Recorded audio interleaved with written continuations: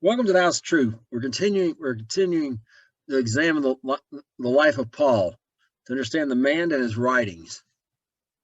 So now we're picking up where we left off last week. Last week we looked at how Paul desired to go to Rome to spread the religion, that was called Christianity in the Bible. But we learned that the Christianity in the Bible was not like modern Christianity at all. It was actually a sect of Judaism. And immediately, as soon as Yeshua promised him, Jesus promised him he'd go to Rome, he was attacked. But ultimately, that led to his appealing to Caesar, which now he's getting him and his compadres are going to get a free boat ride to Rome. And that's where we're going to pick up. And it was determined that we should sail into Italy. They delivered Paul and certain other prisoners, and the one Julius, a centurion of Augustus' band. And entering into a ship of Adramyttium, we launched, meaning to sail by the coast of Asia. One Aristarchus, Macedonia, Thessalonica, being with us. And the next day we touched the Sidon, and Julius courteously entreated Paul and gave him liberty to go into his friends to refresh himself. Okay, so Paul, I want you to notice, first thing we notice here is he's not on a Roman military ship. A Roman military ship could get from Rome to Caesarea in 20 days, about 3 weeks' time. Well, for whatever reason, Julius couldn't do that. So now they've made some sort of arrangement to get passage on a ship that perhaps the ship from Adramyttium perhaps had some leftover space to get, and they're going to be dropped off at Sidon. And why Sidon? Because Caesarea was mainly for military purposes, the port there, the artificial port built by Caesar. But Sidon has ships from all over, well, basically all over the Mediterranean came to Sidon. Sidon was a major trade center in the ancient world. So now Julius perhaps hopes to gets a ship that could go directly to Italy from there. And so far, it's been smooth sailing, but we shall see how it goes.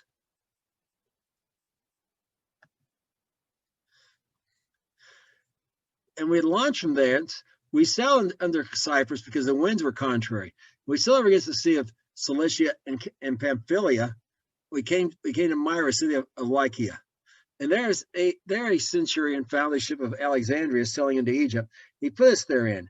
We sailed slowly many days and scarce got over Cnidus. The wind not suffering us. We sailed under Crete, over against Salome. Hardly passing it by, came into a place called Fair Havens, nigh in the city of Lycia. Okay, so if you're going from Caesarea, Caesarea, we'll say it's really Caesarea. If you're going from there to Rome, the direct route, you won't have a stopover. Crete's kind of conveniently located. So the direct routes kind of go to Crete, and then from Crete go along up to Rome. Perhaps, however, I want you to notice this very indirect route they've been forced to take because the winds were contrary. So they couldn't even go from there directly to Crete. To get to Crete, what did they have to do? They had to go way up the coast, they're off the coast of Asia, which is where Ephesus is, and they went right down that southwest corner in Myra. Now, Lycia is south of Asia and east of Pisidia, where Antioch Pisidia is. Or, I'm sorry, west. So it's right in that southwest corner of what's today Turkey. So in reason Myra, we know from history, like we looked at before in other ones, that anytime that Luke mentions a city like this, Paul started the church there. And it only took him a few hours to do so.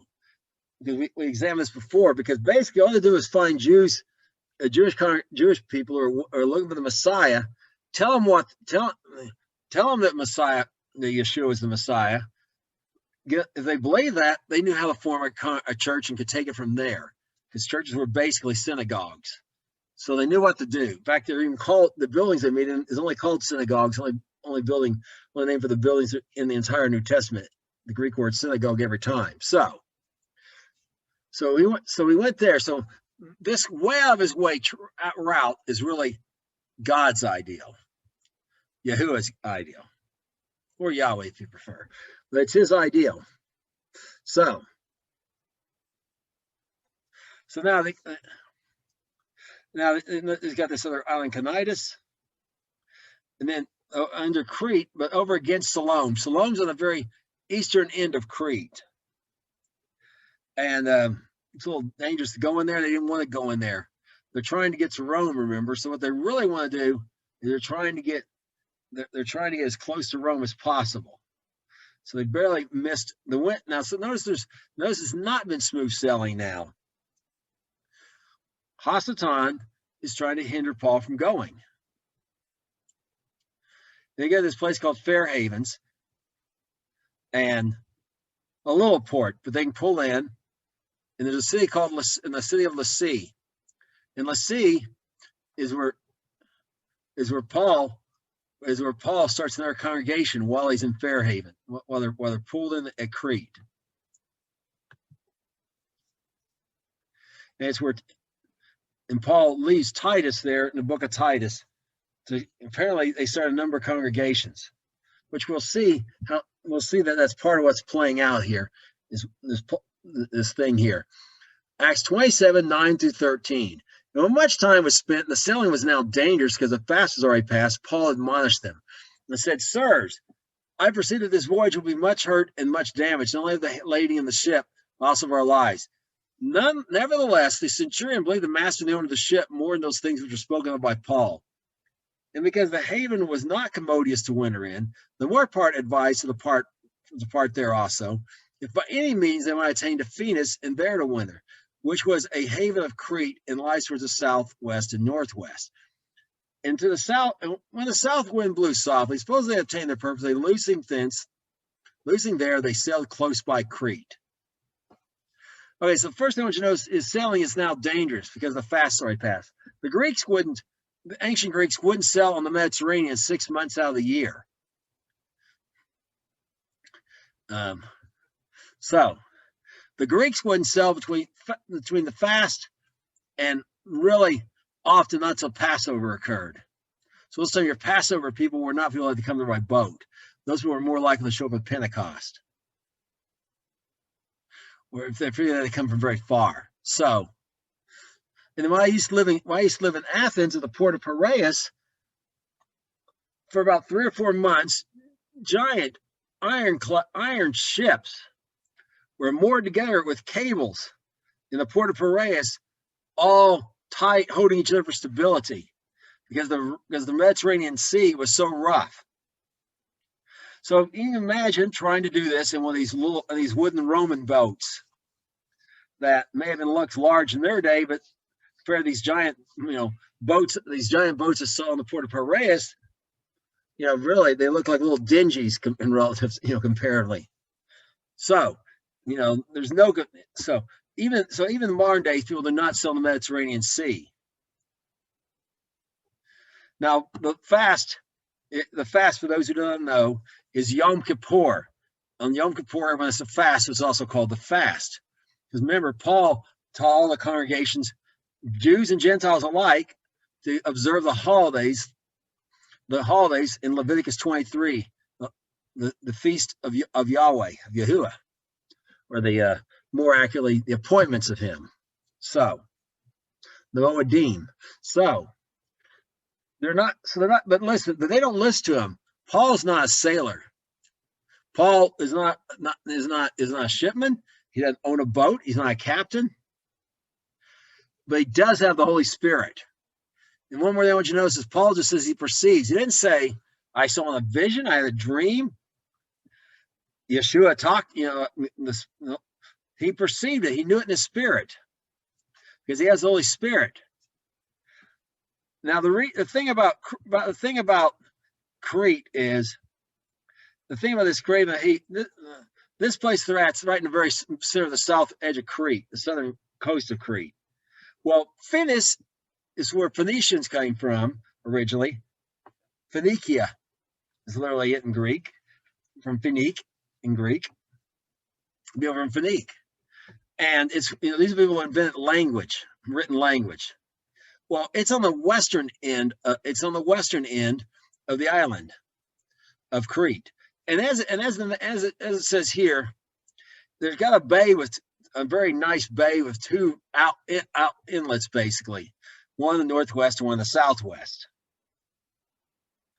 So it's really a much better place to spend the winter in.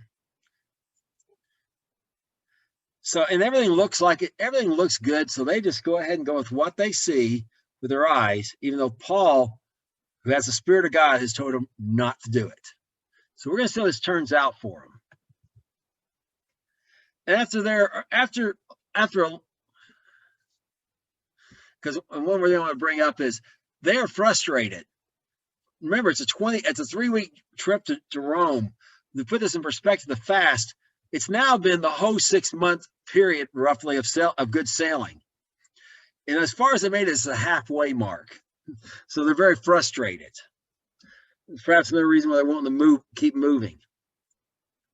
Okay, so Acts 27, 14 through 17. Let's see how this goes for them. But after not long after that, there arose, it's against a tempestuous wind called Euroclydon. And when the ship was caught and could not bear up into the wind, we let her drive. And we're under a certain island which is called Clauda, we had much work to come by the boat. And when we had taken up, they used helps undergirding the ship, fearing lest it should fall into the quicksands, strake sail, and were so driven. Okay, it did not last very long. Remember, now I forgot to mention this. Finis is about a 1-day trip it's like a 1-day sail from Fair Havens in one of these Roman ships. And everything was looking good. But look, since I got out there in the ocean, as soon as I got out there like a sailing, wow, this Euroclydon arose. It means the eastern surge. And what it is, there's a low pressure front that comes off, that's over Africa and comes over the Mediterranean Sea in the winter. And what it does, it sucks everything towards low pressure front like El Nino, and it sucks everything towards it. And that's why in Greece, I used to live there, 300 days a year, in Athens, I wouldn't see a cloud in the sky. For 2 months or so, every day, night and day, continuously. Skies were overcast, and it was misting all the time. I mean, basically got all their rain, it's semi-desert there, got all their rain in that 2-month period, like, let's just say, maybe 0.2 of an inch a day for 60 days. Just constantly. Well, that's because of Euroclydon. And Euroclydon caught, I'm sorry, that's because this low pressure front. Well, this low pressure front also creates Euroclydon, which means the eastern surge. And that's this wind, if you're on the east end, surging towards the west, if you're like, say, Kasari in Israel, surging eastwardly towards this pressure, and it causes a surge in the ocean. The ocean actually is moving in sort of a tidal wave-like fashion. And this is what's really causing it to be so rough. What really caused it to be so rough to travel during the winter in the Mediterranean, is this eastern surge. So notice this tempestuous wind arise, and why? Paul is going through the storm. Of course, everyone else is having on the boat with him is going through it too. But notice this. They had to let it dry. That means they took the sails down. I mean, that means they weren't no longer trying to steer it themselves. They had to take the sails down because they could not bear up to the wind, because the wind was, threatening to destroy their sails. And they noticed they had to come by the boat. Under a certain island called Clauda. Now, Clauda is south of Crete. It's considered the furthest southernmost point of Europe. It's out in the Mediterranean Sea between Crete and Africa. So this is where they're at. So they've been driving southwesternly by this. But notice they had much work to come by the boat. They have a boat they're sticking out under them, and they about lost it, kind of like a lifeboat or whatever. So notice when they'd taken up, they'd used helps undergirding the ship because they're about to fall in the quicksands. The quicksands are off the coast of Libya, again southwest of Crete, off the coast of Libya, and basically there's shallow parts of the sea with sand, and the problem is a ship gets in there, gets stuck in there, it can sink the ship. So they have the straight sail, which means they take the sail completely down again. So they're driven. So they're not using their rudder, they're not using their sails. Again, this is and the danger here is Paul could be killed. Hashatana is making another shot at killing him, not getting him, letting them get to Rome to spread that religion we talked about last week. All right, Acts 27, 18 through 22, we're going to look again. We were exceedingly tossed with the tempest. The next day they lightened the ship. The third day we cast out with our own hands the tackling of the ship. And when neither the sun nor the stars many days appeared, no small tempest lay upon us, all hope that we should be saved was taken away.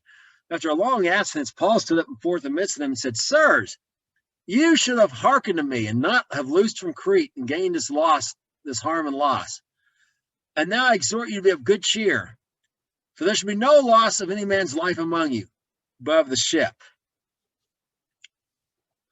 Okay, so notice they're throwing out the cargo. The third day they're throwing out the tackle of the ship. Well, that's the stuff so they can man the sails, basically. They're getting as much weight as they can, hoping to save the main cargo in their lives. But this has gone on for days. The sky is so dark, so gloomy, that you can neither see the sun or the stars. And that's definitely the way it was when I was in Greece. Remember, this storm's still going on, the same one. It's been 3 days now, and it keeps going. So Paul now says, I told you so. You're like, it's not, man, you shouldn't say you don't told you so. Nope. Sometimes it's definitely a time itself, I told you so. And we'll see why Paul's bringing this up to them. Because he's establishing the fact that, hey, he hears from the Spirit of God. He told him not to go by the Spirit of God. Now he's telling something else by the Spirit of God. No one's going to die. The only thing that's going to be lost is the ship. But the people are going to live. Okay, now we're going to, as Paul expounds upon this. Acts 27, 23 through 28. And there stood by me this night the angel of God, whose I am and whom I serve, saying, Fear not, Paul, thou must be brought before Caesar, and lo, God has given you all of them that sail with you. Wherefore, sirs, be of good cheer, for I believe God it should be even as was told me.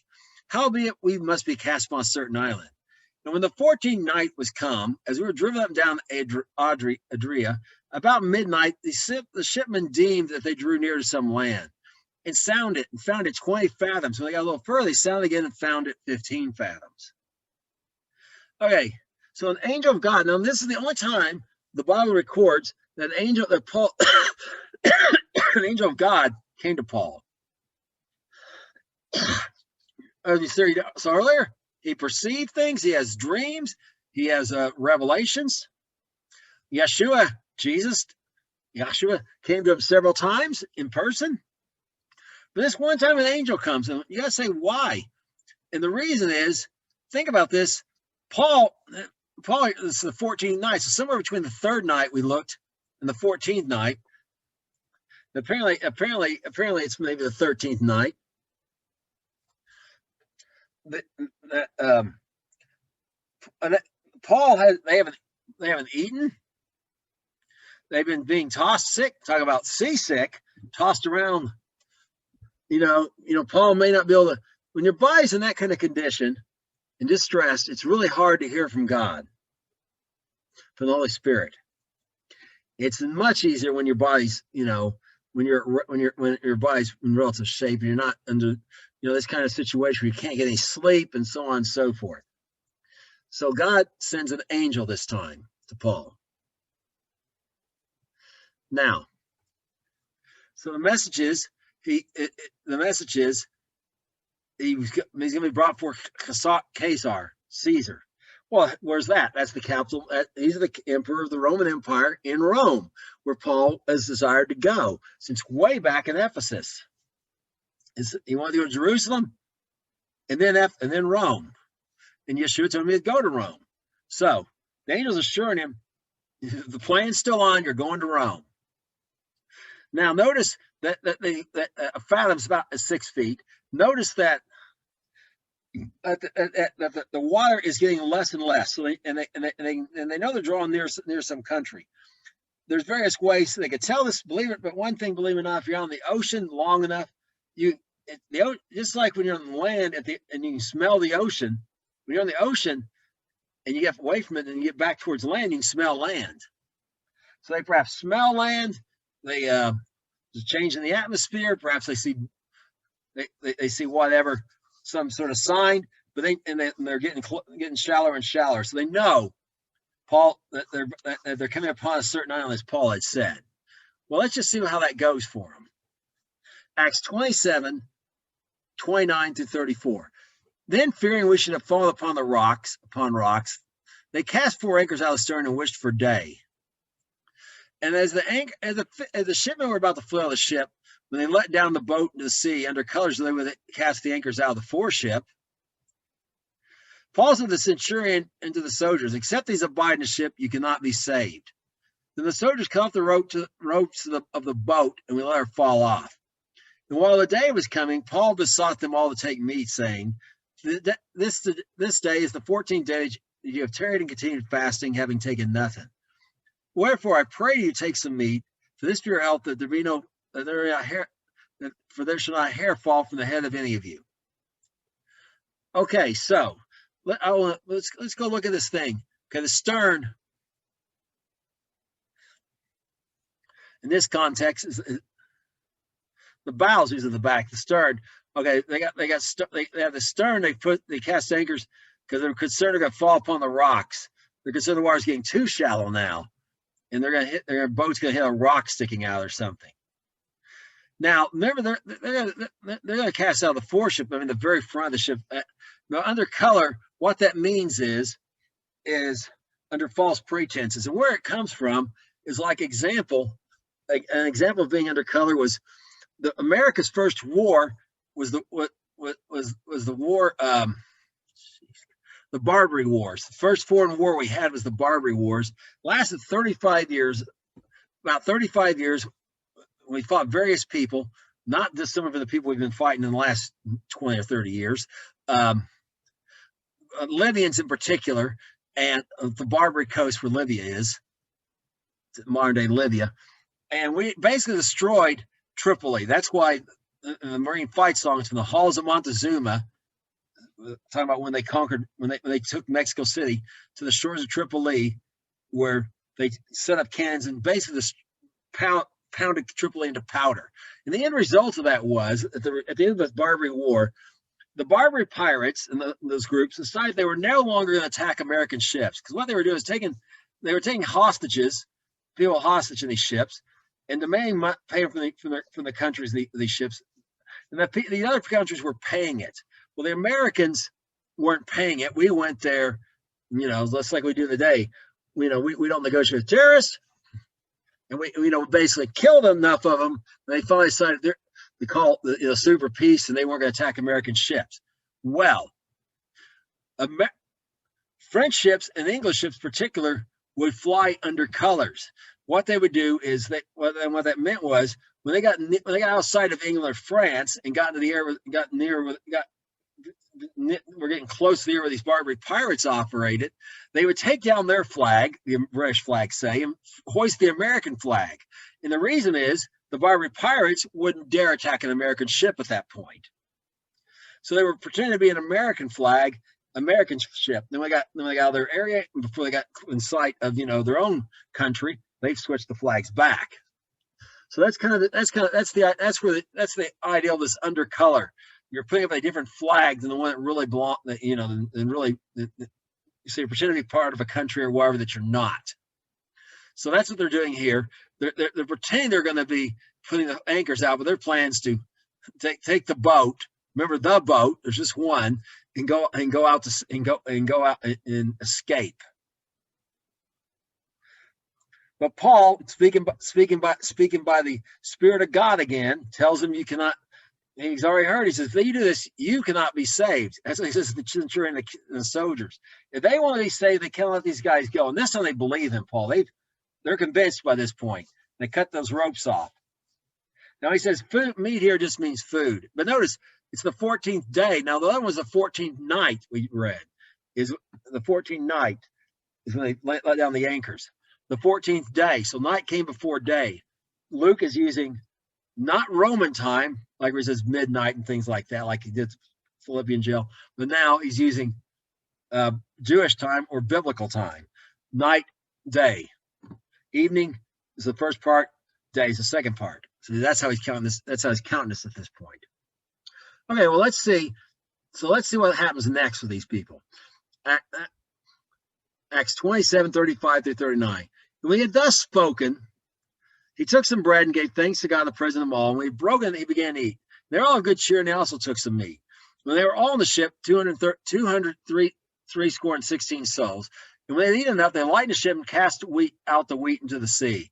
And when it was day, they knew not the land. They discovered a certain creek of the shore to which they were minded, if possible, to thrust in the ship.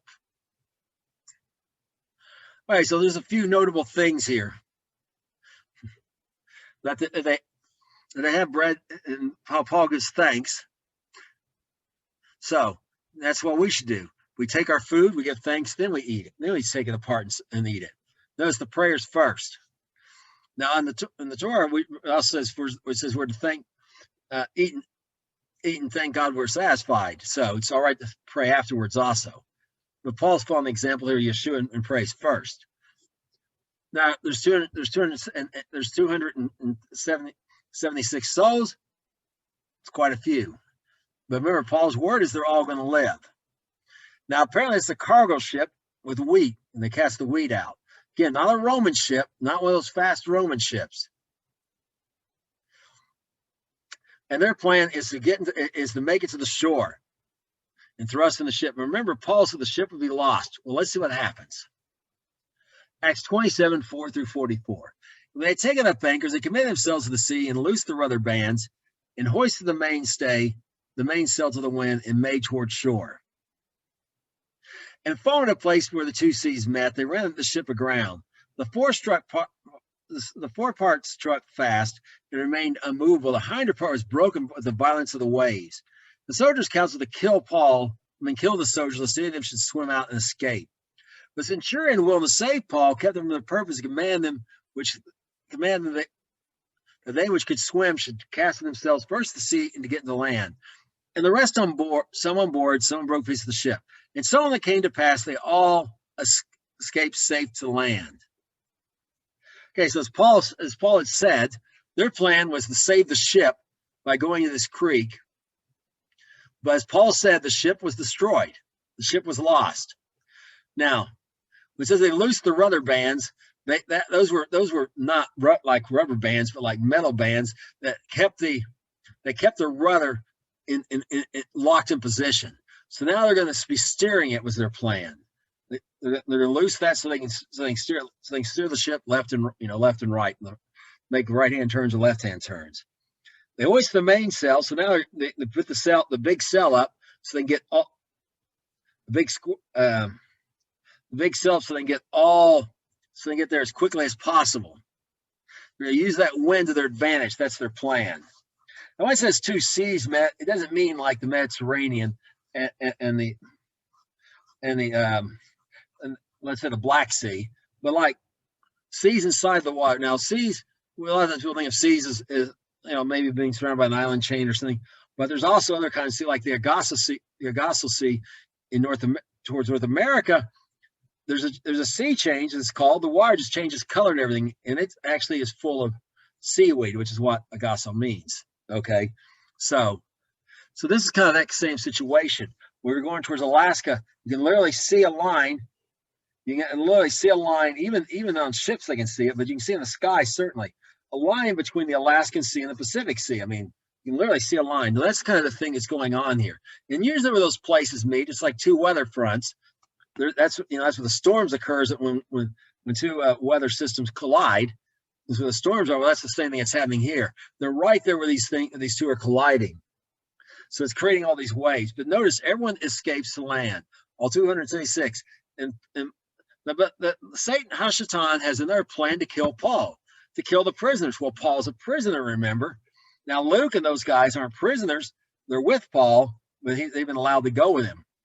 But Paul's a prisoner, even though they had nothing to accuse him of. He appealed to Caesar and is thus a prisoner until he appears for Caesar. So this is Hasatan's next plan to kill Paul. Couldn't kill him with a shipwreck. Tried that several times. And Paul's word is from the Lord is they're all going to make it to land. But no, the centurion now really believes Paul. So he's not. So he's probably concerned what's going to happen to himself if Paul's allowed to be killed. So they're not going to be able to do that. He commands everyone. And the reason why the soldiers wanted to kill his prisoners was if a prisoner escaped, they could all be killed. So their thought was just kill the prisoners, and that'll keep us safe. But everyone made it to this island as Paul had said. But it's not over yet. Paul's still got some more trouble coming, as we'll see here in Acts 28, 1-5. Satan's got one more try here. And when they were escaped, then they knew that the island was called Melita. And the barbarous people showed us no little kindness. So they kindled a fire and received us everyone because of the present rain, because of the cold. And when Paul had gathered a bundle of sticks and laid them on the fire, there came a viper out of the heat and fastened on his hands. When the barbarians saw the venom of this beast hanging on his hands, they said among themselves, "No doubt this man is a murderer whom he has escaped the sea, yet vengeance has suffered him not to live." And he shook the beast off in the fire and felt no harm. Okay, now that Melita is an old name for Malta. Today we call it Malta. It's the island of Malta, which is kind of a little southwest of Italy. Anyways, like the famous Maltese falcon. All right. So he's in Malta, and this snake here is called the Maltese viper. Now, the Maltese viper is now extinct, at least it's just believed to be extinct, but there's another viper that's still alive on an island near it. It's closely related.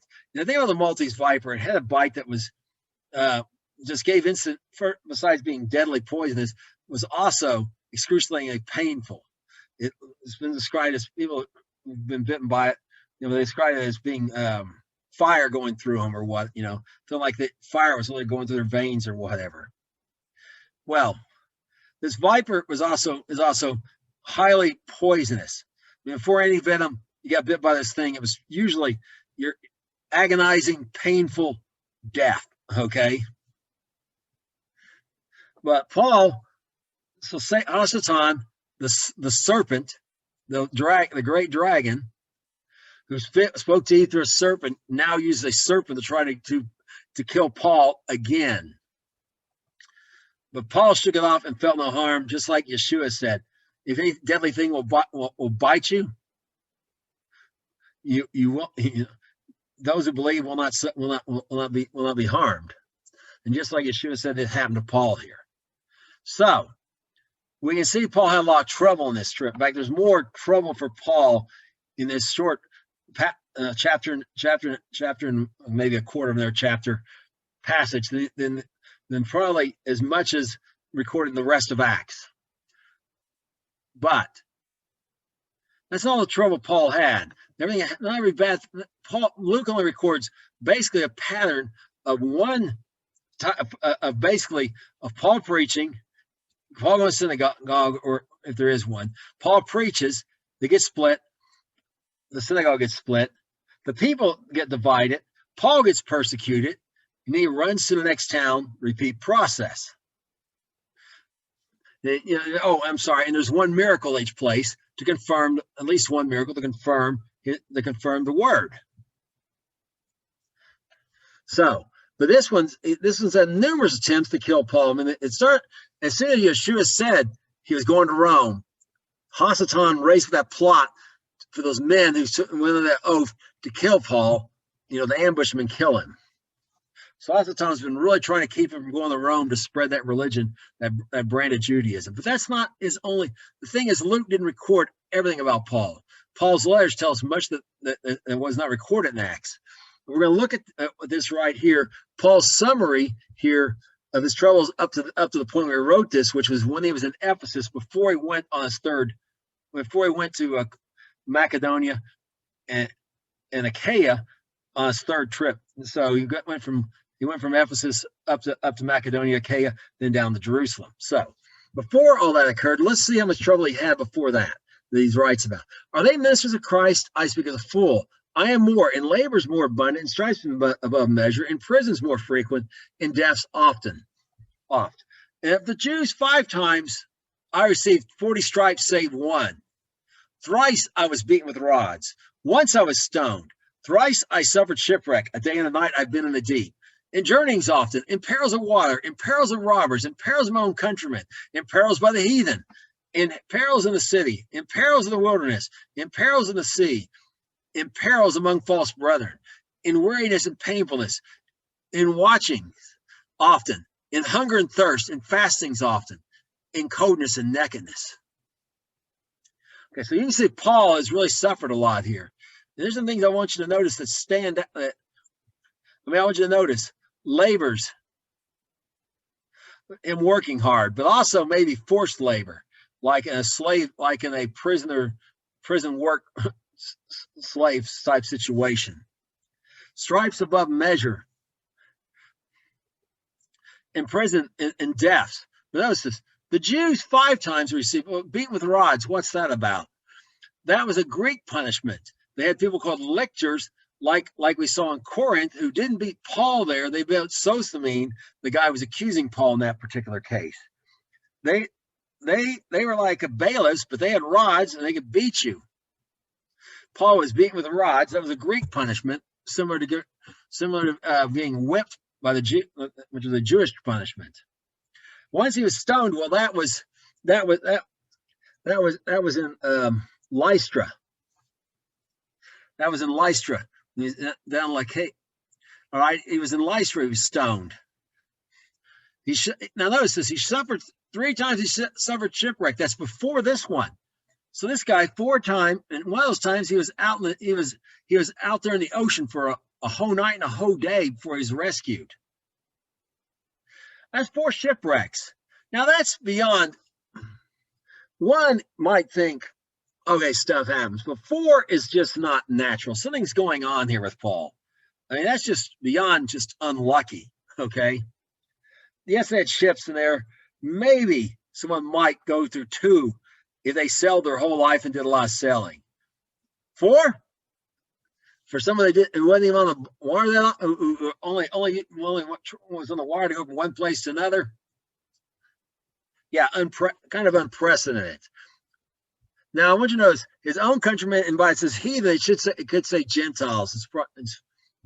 It could say the Gentiles. So he's being persecuted not just by Jewish people, but by Gentiles too. And which Jews? Unbelieving Jews, unbelieving Gentiles. Not all Gentiles, not all Jews. So wherever he goes, he has trouble. He's in peril when he's out in the city. He's peril when he's not in the city. So perils of waters opposed to the sea means like rivers flooding, things like that. Okay, and he's constantly have to constantly be on the move. He's in pain and he's watching, like watch for someone to attack him, that kind of thing, all the time. He's fasting often, which that was kind of maybe perhaps volunteer, but he's in hunger and thirst, which he contrasts with fastings. Okay, perhaps not so volunteer as the hunger and thirst, and coldness and nakedness. So Paul has suffered more than anyone else, and we're gonna look at the crowning of his suffering here in 2 Timothy 4:6-8. For I am now ready to be offered, and the time of my departure is hand. I have fought the good fight. I have finished my course. I have kept the faith.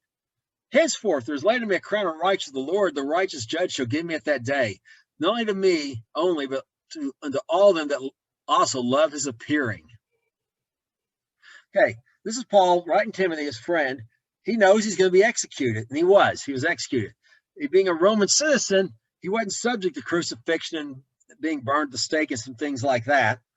So he was beheaded. So Paul ultimately dies. As his final act of suffering here is in trouble as he's executed. But Paul knew this was coming, and he knows he's done everything he's supposed to do. He has fought the good fight. He finished what he's meant to do. He never backed off from the faith. He kept it in good times and bad times. So now he's looking forward to being with the Lord, and beyond that, to the day of the resurrection. So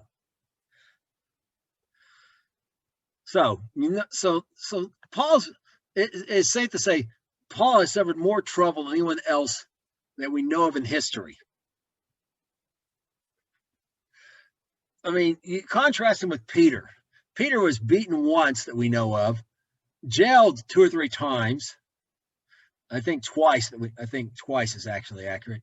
And then as according to the words of Yeshua, he got was executed. Can't even compare to Paul.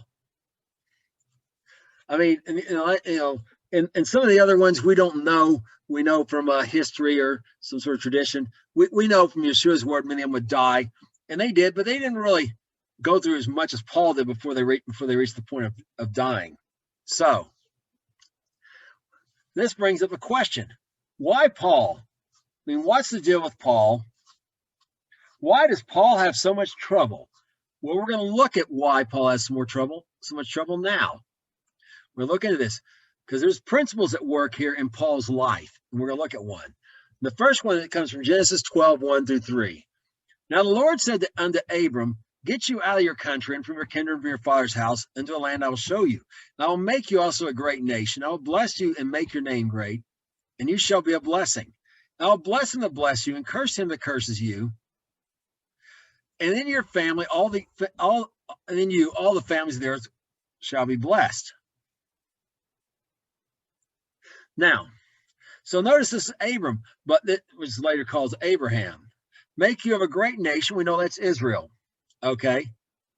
Now that blessing and cursing, those that bless Israel blessed, those that curse Israel blessed. But we also, every believer, Jew or Gentile, is now become part of the family of Abraham. He's the father of faith. They become part of his family, and those that bless them are blessed. Those that curse them are cursed. So what happens when a Jew behaves badly and brings a curse upon another Jew, or a believer behaves badly and treats another believer badly? It was a curse to them. Does this rule apply? Well, let's take a look. Matthew 23:34-36. Wherefore, behold, I send unto you prophets and wise men and scribes, and some of them you shall kill and crucify. Some of them you shall scourge in your synagogues, persecute them from city to city, that upon you may come all the righteous blood shed upon the earth, from the blood of righteous Abel unto the blood of Zachariah, the son of Barachias, whom you slew between the temple and the altar.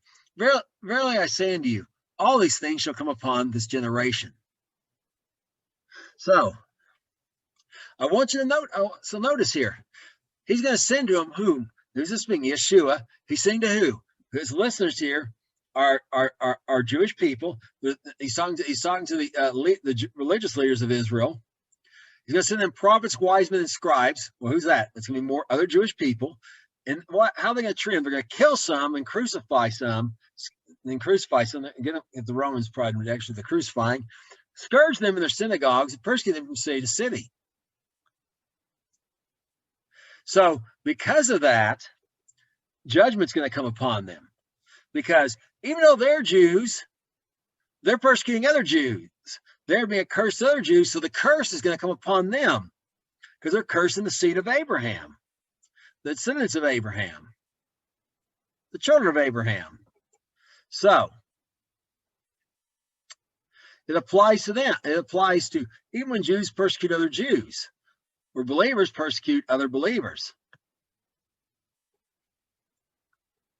So, and now we're going to look at what Paul says about this. I could place this concept here in Romans 12:19. Dearly beloved, avenge not yourself, or give place in the wrath. For it is written, vengeance is mine, I will repay, says the Lord. Okay, we're not to avenge ourselves, because who's going to bless those that bless us? God is. Yahuwah, Yahweh. Who's going to curse those that curse us? God is. Yahuwah, Yahweh. So therefore, we're not to do this ourselves. In fact, we're stealing from God if we try to take matters in our own hands and get even ourselves. It belongs to him. He will repay. So now let's see what that has to do with Paul's troubles. Acts 8, 1 through 4. Now, Paul was consenting unto his death. Now, their time was a great persecution when the church was at Jerusalem, and they were scattered abroad throughout the regions of Judea and Samaria, except the apostles. The devout man carried Stephen as burial, made a great lamentation over them. As for Saul, he made havoc of the church, entering into every house and hailing men and women, committed them to prison. Therefore, they were scattered abroad and went everywhere preaching the word. Okay, whose death? He was consenting to Stephen's death. Stephen, you remember, was stoned. Paul was stoned once. He cursed Stephen by him. It was consenting. I mean, he would have picked up the rocks himself. He could have. He took part in the stoning of Stephen. He himself was stoned. He went into houses and he hauled people to jail. He himself was taken out and hauled into jail, in the prison. Because of this, he caused the believers to be scattered everywhere in preaching the word. This persecution caused him to be scattered everywhere, and he preached the word. He's following the instructions of Yeshua. When they persecute in one city, flee to another. That's what these believers were doing. So Paul was unintentionally spreading the gospel. But so we can see what happened in this case happened to him. Well, let's take a look. Acts 9. Let's look for some more. See, this is a continuing pattern. Acts 9, 11 through 14. And the Lord said to him, arise and go into the street which is called Straight. Inquire the house of Judas for one called Saul of Tarsus. For behold, he prays. And seeing a vision, a man named Ananias coming and putting his hand on him, he might receive his sight. And when Ananias answered, Lord, I've heard by many of this man how much evil he has done to your saints at Jerusalem. And he has authority from the chief priest to bind all that call upon your name. They call on your name. Okay, so Paul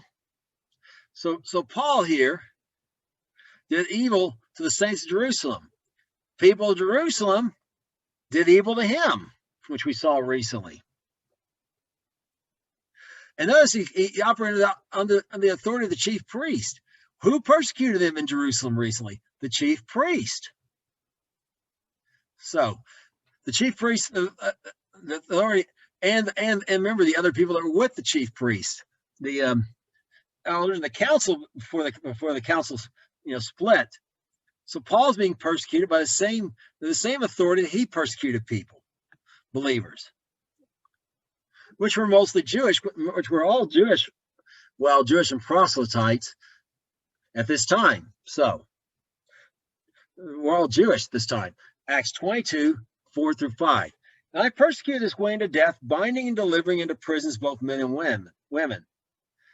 And also the high priestess bare me witness all this day of the elders, from whom I received letters from the brethren, went to Damascus to bring them which were bound to Jerusalem to be punished. Okay, now notice this. He persecuted this way unto death. What happened to Paul? He was ultimately executed. He was bound in chains and delivered into prisons. And notice again the estate of the elders. Remember the chief priests, the second time they tried to get Paul to come up so they could ambush him, the elders were there. Were in cahoots with the high priest. So, and the high priest went down there to Jerusalem trying to get him. They were bound in Jerusalem. He said they tried to bring him bound to Jerusalem again so they could kill him. In fact, he went to Jerusalem the first time in the first trial before the Sanhedrin. So, again, what Paul did to others, but Paul did he cursed believers, cursed Jews, in the same way he cursed them, he himself was cursed. Acts 22, 19 through 20. And I said, Lord, they know I've been in prison and beaten every synagogue and then to believe on thee. And when the blood of your Stephen martyr was shed, I was straining by his death and kept the raiment in that slew him. Okay, so notice, they imprisoned and beaten every synagogue, those who believed on them. Well, the synagogue split, and the people in the synagogues tried to kill Paul in various cases, rose up against the unbelievers. And perhaps in these beatings Paul talked about, remember, Luke didn't record everything, we're in synagogues. It doesn't record him being beaten 5 times by the Jews, but he says it happened, so we can believe it did. Those were probably in synagogues. And he's imprisoned in the synagogues for trials. You could have a trial in the synagogue, just like it could before in a Beit Din, which was 23 people, as opposed to the Sanhedrin, which was 70 people or 71. Anyways, so you could have a trial in the synagogue also. So Paul was in prison in trials, which we saw in his own summary there. I mean, in prison and beaten in these synagogues. And notice,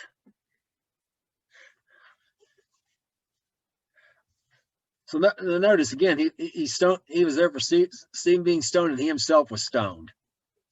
Okay, so we see the pattern continue. Let's look here again, Paul talking again about how he persecuted the church, and see the pattern's still there. And I've already thought myself do many things contrary to the name of Jesus of Nazareth, which thing I did also in Jerusalem. Many of the saints I shut up in prison, having received the authority of the chief priest, and when they were put to death, I gave my voice against them. And I punished them often in every synagogue, and impelled them to blaspheme, being exceedingly mad against them. I persecuted them even in the strange cities. Okay, Paul's able to do things contrary to the name of Jesus.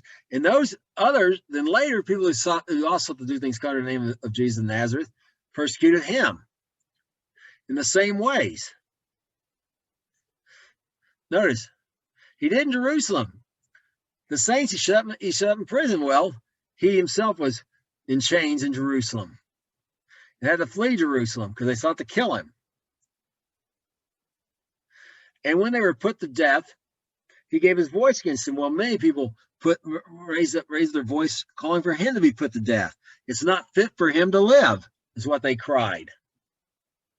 They raised their voice against him for him to be put to death. He compelled them to blaspheme. He was exceedingly, and he persecuted even the strange cities. That means cities that Gentile cities, like in Galilee the Gentile, there were Greek cities dotted all over, surrounded by Jews living in the countryside and in their villages and whatever.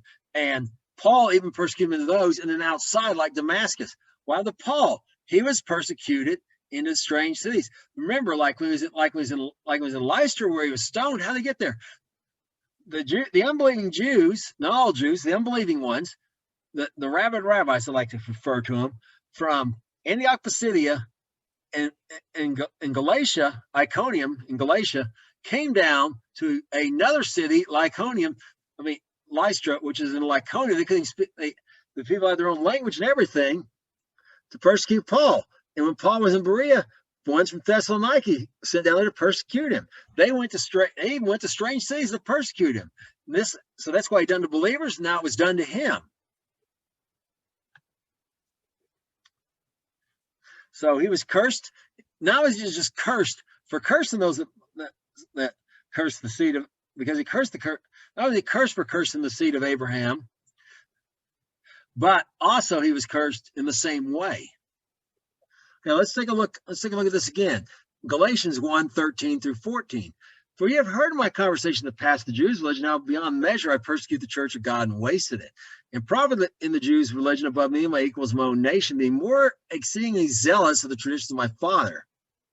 Okay, notice beyond measure, he persecuted the church of God and wasted it. He had trouble in persecution beyond measure. He was more zealous, exceedingly more zealous in his persecution than anyone else. As a consequence, he was exceedingly more trouble came upon him than anyone else. So this principle of God will bless those that bless you and curse those that curse you not only applies to Abraham, not only applies to the Jewish people, it applies to believers, and it even applies when believers curse other believers or Jews curse other Jews. So now we're going to look at the conclusion of this matter because there's something else going in effect here that's in play we're going to look at. But the Lord said to him, go your way. He is a chosen vessel to me to bear my name before the Gentiles and kings and the children of Israel. For I'll show him how great things he must suffer for my name's sake. Well, notice, because God cannot lie, God doesn't go back on his word. Promises, I'll bless those, bless you, curse those, and curse you. And talking about the nation that came from him, his seed, and even the believers, because they've also become the children of Abraham through faith. Because Paul did all those terrible things before he met Yeshua on the road to Damascus, they were going to happen to him. They had to happen to him. He must suffer. Paybacks are terrible when you do terrible things, and God's doing the repaying. But there's another factor in all. Satan's behind it, like I said, a lot of this.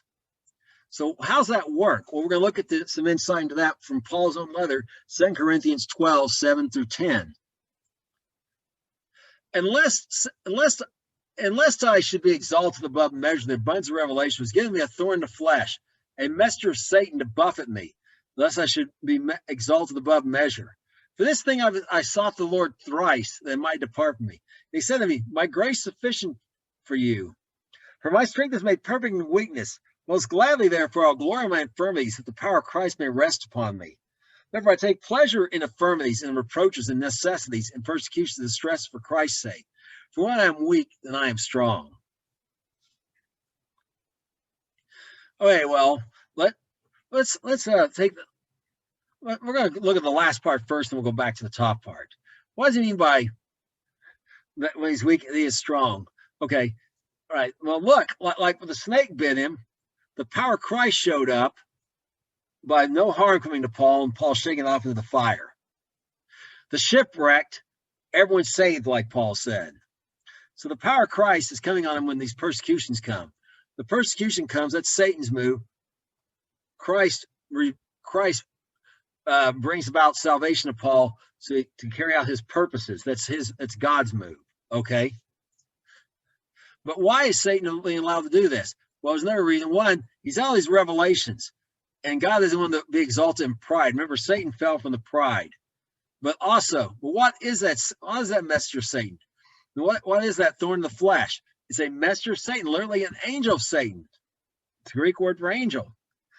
To buffet him. Now, this is not buffet, feed him endless amounts of food, but buffet him. To beat him. Okay, so why does he want to beat him? Why is it? Because Satan doesn't want him to get done with this thing. Well, why is God allowing it? Because Paul has opened the door from Satan before he met Yeshua on the road to Damascus by persecuting. Because remember the promise is, I will bless those that bless the descendants of Abraham.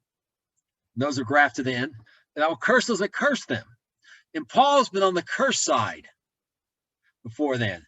So he opened the door, and Satan, this messenger of Satan, was therefore allowed. Now, this messenger of Satan is, a lot of these things we saw happen from people, but let's face it, being shipwrecked 4 times is not natural. Being almost drowned in floods, rivers flooding, and that kind of thing, it's not natural. And it's not people doing it. This is that messenger of Satan. And messenger of Satan is the one who's been stirring up people the whole time. You're talking about in Lystra, where these Jews come down, and then people who were calling Paul a god and trying to do sacrifice to him one day or trying to kill him the next. Messenger of Satan is behind that. But he's also behind these shipwrecks. And remember, in this last one we looked, there were several incidences when Paul left Caesarea till the ship finally wrecked, where he tried to destroy the wreck, where there was no land. And even then, even tried to get the soldiers, got them in fear to try to kill Paul. And then finally sent the snake, just like in the Garden of Eden. So that's another aspect to why Paul's suffering all this trouble. But why did God let this messenger Satan buffet him? To keep him humble? Yes, but also because Paul opened the door to Satan by falling on the cursed end of that bless you promise, the bless those that bless you and curse those that curse you. And Paul himself says so here, summarizes this up in Galatians 6:7. Be not deceived. God is not mocked. For wherever so a man sows, that shall he also reap. Okay, I got some news for you. Look, we can see this from the life of Paul. God is not mocked. Look, if someone tells you something like, well, whatever you did before you got saved, that's all in the past. And it's a new day. And well, that's true with respect to salvation. That's true of the fact your slate's been wiped clean. Your sins have been forgiven. That's all true. Paul himself was told, rise up, Paul, brother, your sins have been washed away. Saying about your sins, this is about God is not mocked. When he says something, he means it. Anyone who tells you otherwise is deceived, which means you may have done some bad stuff before you were saved. You sowed some bad seed, and you're going to reap some bad harvest from it. Doesn't mean God's forsaken you or anything. I mean, Paul reaped those things, and God delivered him over and over again. I mean, Paul was tougher than nails. Look what he went through. But God's the one that delivered him. I mean, when he's stoned and possibly dead, this might be where he's talking about in the Bible, maybe when this occurred. God raised him up. But they were all looking over him thought, well, man, they were looking to, look for any signs of life, and God raised him up. And this is true in all of our lives. Now, what to do? Well, you can't unsow the seed you sowed before. So what you need to do is start sowing good seed today, because you will also reap that. It's not just about sowing bad things and reaping those. What comes around goes around, as people like to say. It's about sowing good things. It works that way too. So the day, fall on the blessing those that bless you side of that promise. Bless that Jewish person, bless that believer, that follower of Yeshua. And God will bless you.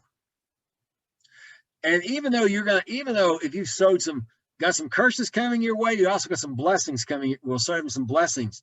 And eventually, those curses, you're going to reap them all, and it's going to be blessing from here on out. Or it says in Proverbs, the curse does not come without a cause. So if you're going through something, there's a cause. It may not always be your cause. Someone else may be cursing you, and then it's going to come back on them. But there's a cause. But it might be that you've sowed it and you're reaping what you sowed. Because that is what happened. When it tells you otherwise, is a deceiver. God is not mocked. That's it for this week. Till next week, shalom.